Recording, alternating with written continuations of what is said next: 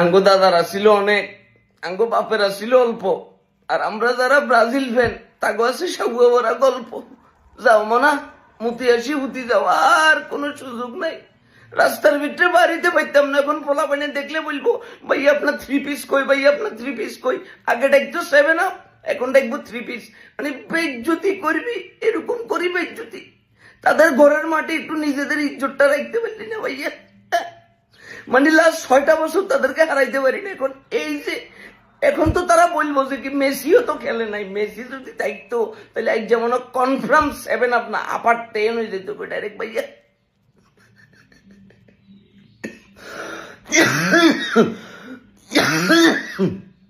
এই বেজ্জতি লই আর কদিন থাকবো ভাইয়া, এমনি করি বেজ্জতি করে দিলি। আরে বেটা মেসি সহ যদি 3-4টা গোল খাইতি তাহলে একটা কথা ছিল। মেসি সারা এমনি করে আঙ্গো ফ্যানটা খুলি আমাদেরকে পথে পথে করে দিছে। আর্জেন্টিনার ফ্যানদের জন্য তো আমি এখন ফেসবুকে আসতে পারতাম না। বিদায় পৃথিবী, বিদায়।